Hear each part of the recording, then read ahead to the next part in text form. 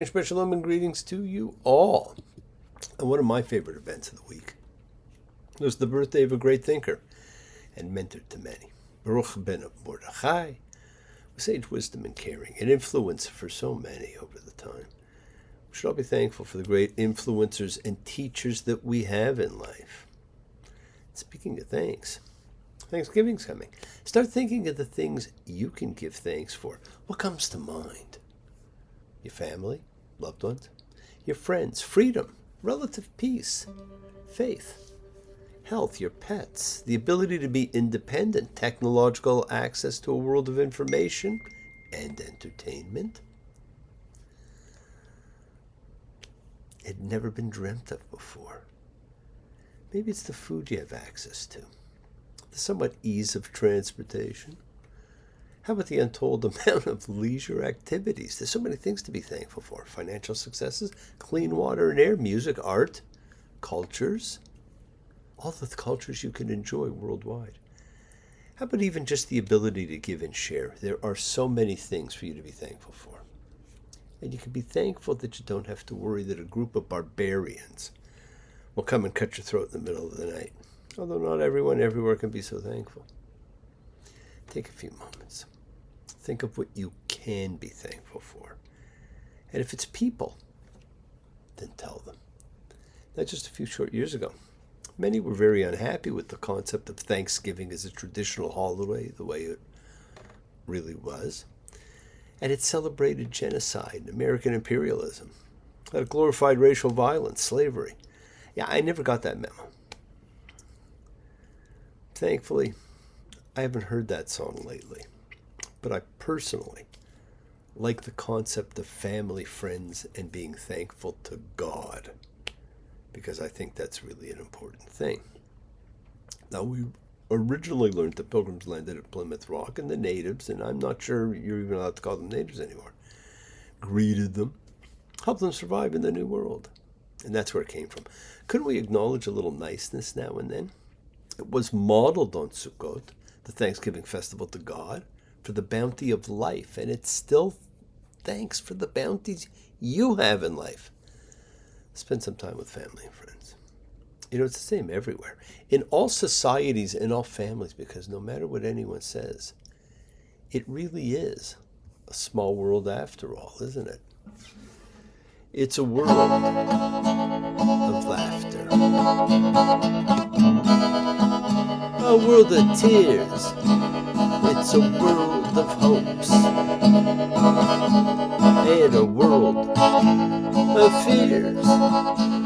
There's so much we share that it's time we're aware. It's a small world after all. It's a small world after all. It's a small world after all. It's a small world after all. It's a small world. And you know what, friends, it is a very small world. Now, I often wonder, why do people have such difficulty saying thank you? It's setting time to acknowledge each other. I think the only two short phrases that are harder for people are, I'm sorry, and I love you. Except in throwaway situations when they don't really mean it. But sometimes it's the little things that actually mean the most. Be thankful. And acknowledge any who you want to be thankful to, and be thankful to your God, whoever or whatever that may be. Even for those of you who worship only gold, whatever that gold is these days, cash, Bitcoin, metal. Sadly, I know far too many who fit in that category, but at least spend some time giving thanks. You will be richer for it. It will enhance your soul. Celebrate whatever you can celebrate. Celebration is a means of elevation of your spirit, soul, and thanksgiving with its parade, its games, its acknowledgement of children. It's time for sharing and caring. Thanksgiving is about heralding the most wonderful time of the year coming in. It's a gateway to a month of celebration. Now, there are a few other events that are unfolding around us. It's just the other day the UN Security Council voted and approved the Palestinian pathway to statehood. under the guise of the peaceful plan for Gaza's rebuilding and monitoring. I pray it's successful. And if it is, I will be very thankful. But right now, based on history, I have very little faith in the to-be-established border peace, as well as in the combined international stabilization force to be put in place, because I'm very doubtful that they will ever do anything on behalf of the state of Israel. I hope I'm wrong. But to too many people, this comes across as a reward for the October 7th slaughter of 1,200 innocents, the rape of women, the murder and burning of babies, 200 innocents plus being dragged into tunnels. I understand why people are unhappy about that. It's a region of no democracy, where its president was elected to a 4-year term in 2005, and there has not been one election since. What's become an isolated group of people is not even wanted by their neighbors. Jordan tried, got Black September. Lebanon tried, ended up in civil war. Egypt built a wall on the Gazan border to keep them away. The neighbors no one wants.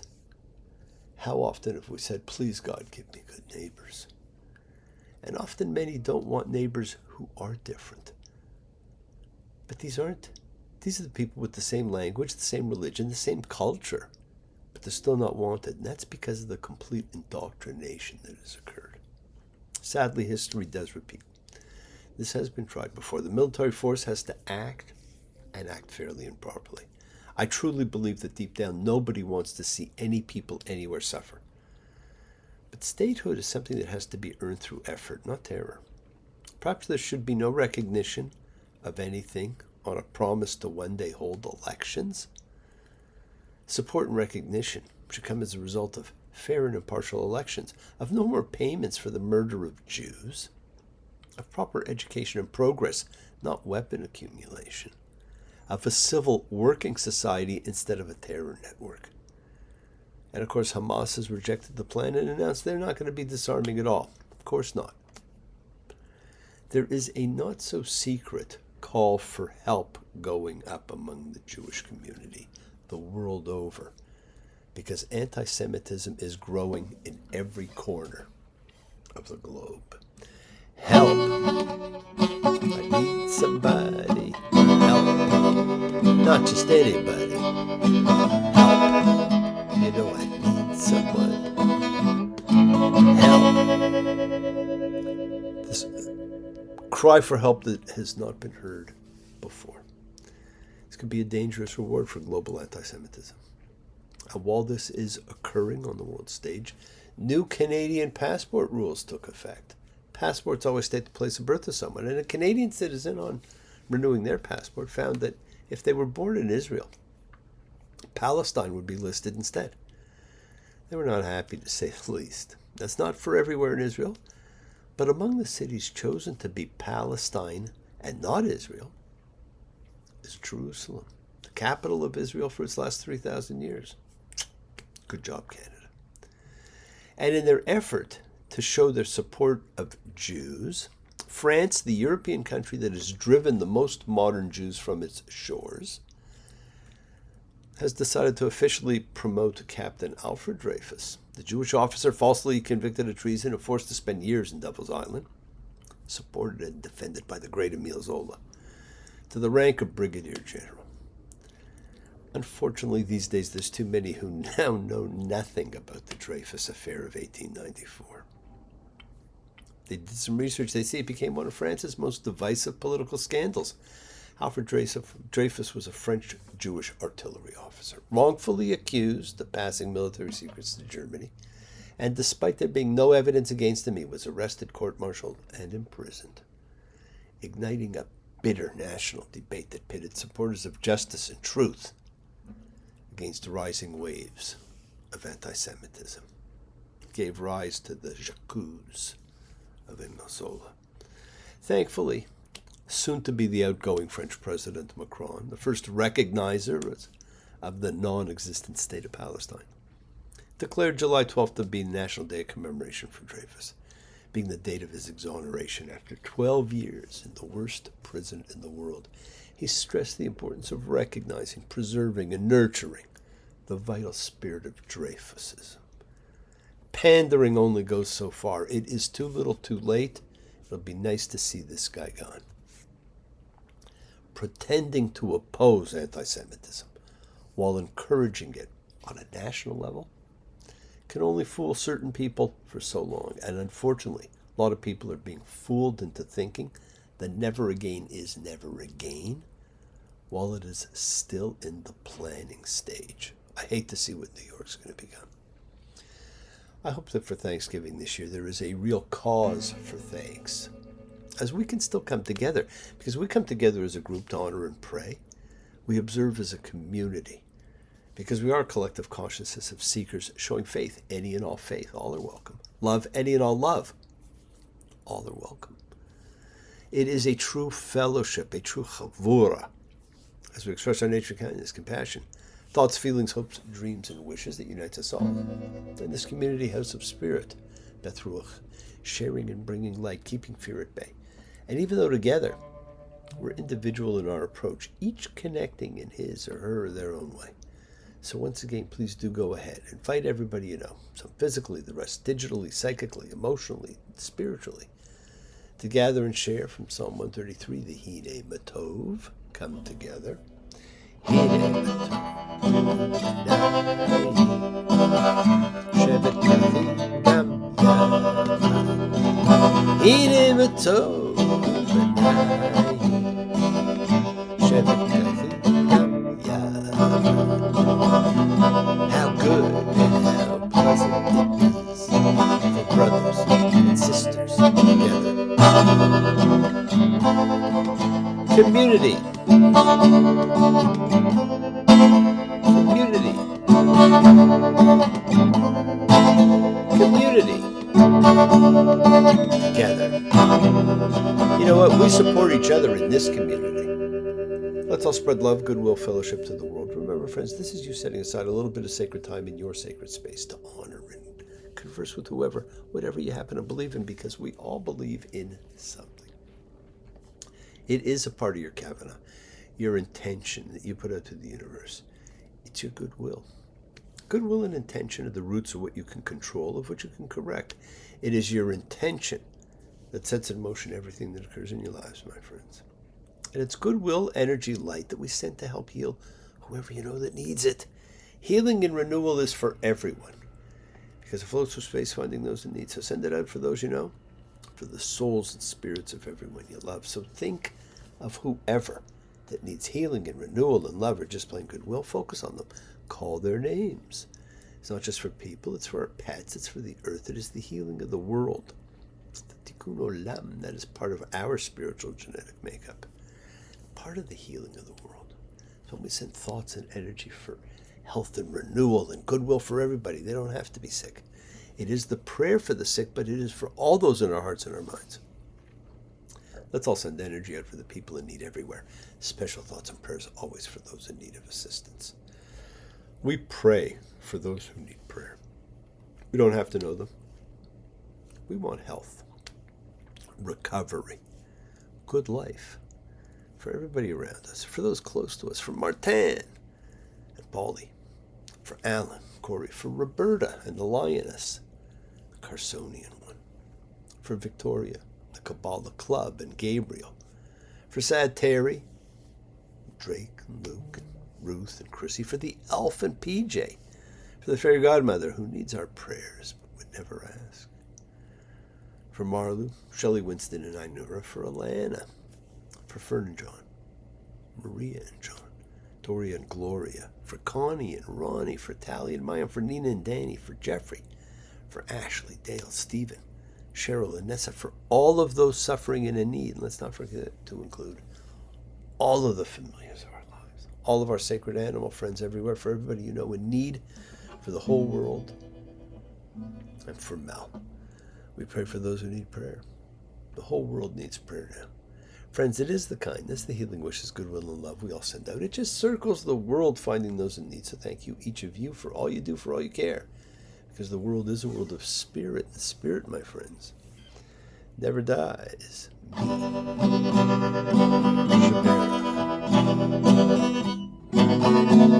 Avotate. Makor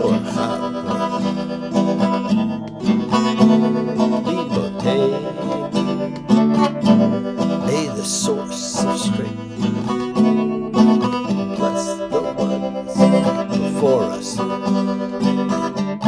Help us find courage. Make our lives a blessing. The renewal body. The renewal of spirit. Let us sing. Amen. Mishaberach, let us all have our spirits renewed, because this is the great prayer for healing, which we call upon God to heal as He has healed before. Mishaberach, may He who blessed, because all healing is a blessing. Let's all send and receive healing and renewal energy in our efforts to love, to share, to care, to grow. Renewal is for all, just as last week's lessons are lessons of life. Love wins. Strength is not gender-based. We need to embrace the power of forgiveness. Love, strength, forgiveness. They will change your life forever. Those are lessons of life. And this week we read toldot, the generations. Genesis 25:19. Va'ela toldot Yitzhak ben Avraham. These are the generations of Isaac, son of Abraham. Now the word toldot means generational records. And this isn't the first generational record we've seen. When you get the lists of children and grandchildren, those are generational records, toldot. We've already seen a couple of them. And in this case, it's about two children who represent the ultimate in sibling rivalry and the historic and generational destructive effects of parents on their children. That begins with a reference to the second of the patriarchs, Yitzhak, Isaac. Introduces us to his children. And Isaac's life's different from his father's and his son's. He lives a longer life, but we know so much less about him than almost anybody. He goes nowhere. He does nothing. He's a child of nature that doesn't interact with the universe in any way. He initiates nothing. He is marked by the fact that everything happens to him. He initiates nothing. He is a truly unique being. And we see it's not Isaac, but his wife Rebecca, who takes command and leads. Like his father, childless for years, Isaac prays for Rebecca to become pregnant. And we're introduced to the biblical oracle of Delphi 1,000 years before Delphi. She conceives the most famous twins in history.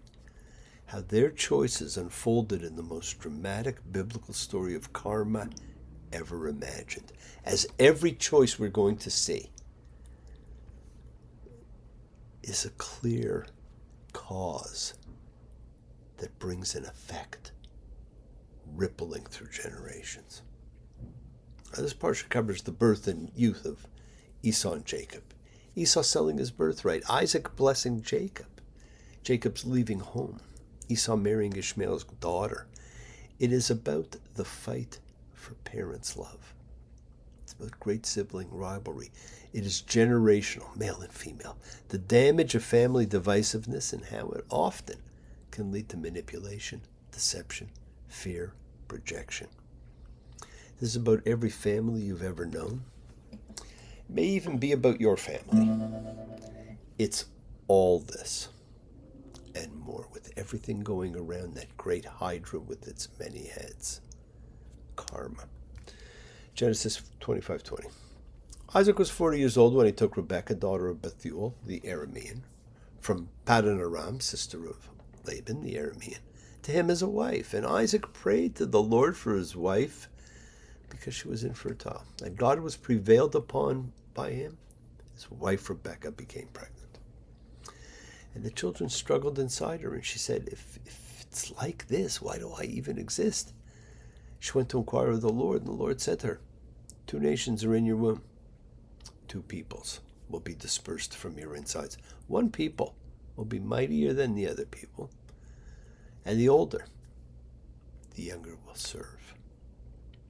2 nations, twins. Are they the same? Are they opposite? Think of the great twin stories through the ages. Prince and the Pauper, Man in the Iron Mask, Dr. Jekyll and Mr. Hyde. Or how about on a lighter note, the Patty Duke Show or the Parent Trap? Is it genetics or environment? Maybe it's both. How about the twin we each carry within us? What does it take to see the other side you don't always show? Part that you bury because it's so scary. Part you don't want to know. Everybody goes from have to have not. All have to face our fear. We're not incomplete. Already got hidden half we really hold dear. Everybody's got twin inside. Everyone's a little split. Everybody's on an up and down ride. No one seems to know how they fit. How do you fit, my friends? One of the greatest exchanges you will ever read is that between Rebekah and Jacob, and between Jacob and Esau. This is truly one of the most powerful stories in the Bible. It ripples through time and space, going backwards to Cain and Abel, and forward through the patriarch years to the sons of kings and prophets, touching on some of the great rivalries still echoing today. It captures the fabric of family relations, parent against parent, sibling against sibling, husband against wife. It's an origin story of rivalry. And the only way it can end, somebody has to rise above it. Somebody will. It's the story of rights, of deceptions, of the initiation of karma, of jealousy, of parental love and choice, of want and need, of fear, of the age-old scream, of sibling antipathy. The decision of who is number one son is still God's. How many of you have had that battle within your own family? As you read about the battle in this one, you're going to say, I've been through it. It's not always birth order. I know many who fought that war, suffered the ego-shattering search for love and acceptance that can accompany it. The whole who is number one comes from the confusion of biblical Hebrew grammar. The text does not, in fact, say the elder son will serve the younger son. In biblical Hebrew, the subject may either precede or follow the verb, and the object likewise may either precede or follow the verb, and that means it's virtually impossible to tell which word in a biblical verse is the subject and which is the object, especially if the verse is in poetry. Well, that's certainly the case in this oracle to Rebekah. It's pure poetry.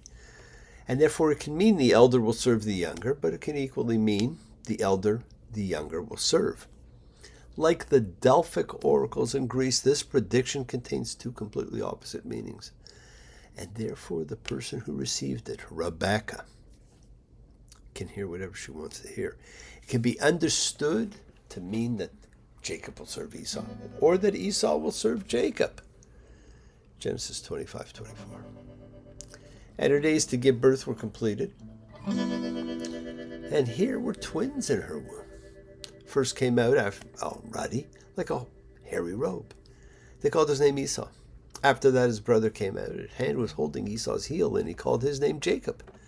Isaac was 60 years old at their birth. The boys grew up, and Esau was a man who knew hunting, a man of the field, and Jacob was a simple man living in tents. Does anybody know that to be true? No. Numerous attempts have been made to denigrate Esau in Midrash and even in current biblical interpretation. It's not justified, according to the text. The motive, however, is understandable. Jacob's behavior in the matters of the birthright and the blessing is an embarrassment. Even small children express surprise at what this patriarch does to his brother and to his father. The Torah itself neither denigrates Esau for what he's done, nor does it justify Jacob. On the contrary, one of the great qualities of the Tanakh is precisely that none of its heroes is perfect. Moreover, Jacob suffers some kind of corresponding recompense for every deception he commits, as do Laban, Rachel, Reuben, Simeon, Levi, Judah, Joseph's other brothers. Instant karma is going to get you. Gonna look you right in the face. Better get yourself together, darling. Join the human race. How in the world you gonna see? Laughing at fools like me. Who on earth do you think you are? A superstar. Right, you are. The karma you're going to read about and see let loose is incredible. The lessons, therefore, is not only that people are not perfect, but that acts of deception can fester in a family for generations. They have consequences. Those who try to excuse Jacob and turn Esau into a villain are unfortunately hiding these essential lessons of Torah. The many. Esau's trade with his brother 3,700 years ago. The worst deal in history. He gave up the status and legal rights of chosen firstborn. And those rights were significant for a bowl of lentils. But he saw himself dying, wondered what good the title was when you're dead. Better to live. Who's to say? What would you do? Especially if you're at your end. This is the ultimate story of deception. But it's only the beginning of Jacob's deception. Where does he learn it? He learns it from the parent who loved him, his mother, who schemed and deceived and taught him those skills. Be like teaching your children the art of manipulation instead of cooperation. Rebecca orchestrated the entire deception and told Jacob what to do, making him complicit. And you only see his hesitation was from fear of being caught. Fear becomes his trademark. The use of the food, the change in clothes, the covering of the arms, the wearing of the other's clothes, the intention and energy that went into this deception are enormous. They will bring karmic recompense for generations. You have to wonder if Rebecca orchestrated the trade to simply allow Jacob to feel okay about the deception. After all, the blessing now is rightfully his. Having been robbed of his father's blessing, Esau was devastated. Rebecca tells Jacob to flee, fearing Esau will kill her chosen son with Isaac's impending death. Esau did everything he could to gain the love of his parents and became the most denigrated biblical character of all time. And it will not be for another generation that we see the truth. Go and read the story, my friends. It is the story of life.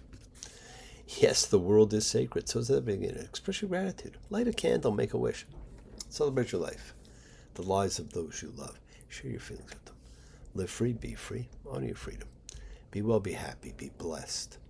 Share and honor the light, and all who live in the light and continue to shine. Continue to send everybody you know goodwill and love. Pray for peace. Pray for freedom for everyone. An end to terror and hatred. Remember, friends, we're a community. We learn together. We celebrate with each other. We love each other. We share this ride together, men and women equally. Let's all send out love, not fear. Send out peace, harmony, goodwill, and healing to all who need it. And please do learn to forgive. Learn to love, including yourself. Open your hearts. Honor the relationships of your life and tell those you love that you love them. Examine your intentions. Use them to imprint your will on the universe, because we set in motion all that happens in our lives. It's our intention, our kavana, our cause, our effect. Everything's linked. You always have time to forgive and be forgiven. You have the knowledge of what's good and bad, so acknowledge what you have done wrong to yourself, to God, to any person you've wronged. Ask forgiveness. But always do so with sincerity, accountability, vulnerability. Forgive those who have hurt you. You learn to be forgiving. The secret of forgiveness, compassion, and peace is in acceptance. Can you accept yourself, other people in the world, just as they are? Can you accept life as it is without trying to control it? Because if you do, you can experience the peace that acceptance brings. So keep on dreaming, my friends. Keep on being. Keep sharing, keep shining, keep teaching, keep spreading joy and goodwill. Do not follow fear. Follow love. It's always in front of you. Work to be present in the body. Expand your heart and quiet your mind, because the deepest source of real power lies in consciousness, in your ability to be mindful, to be aware, to be present in all of life's circumstances. Love with the heart, because we are part of a greater whole. Embrace love, not fear. Forgiveness, not anger.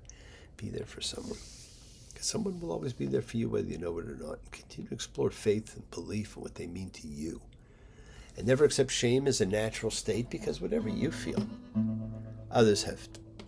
Whatever you've experienced, others have. We share together.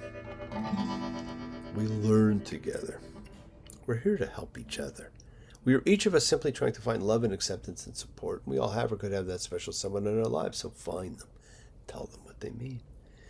Because you're never alone on your journey.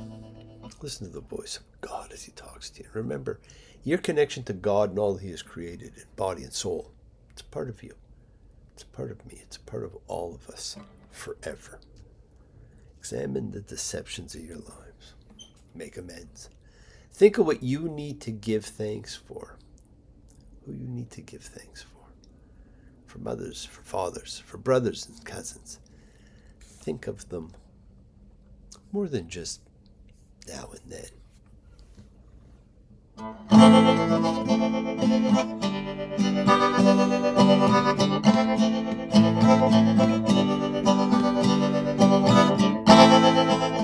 I know it's true. All because of you. If I make it through, it's all because of you. And then, if we must start again,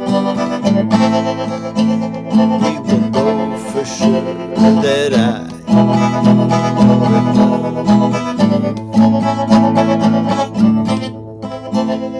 Yom Huladet Sameach, a wonderful Thanksgiving to all of you coming up. Thank you for joining me, my friend. Celebrate your freedom and love. Let the world know that you walk in faith and in trust in yourself. Shabbat Shalom and blessings to you all. You take care. Thanks.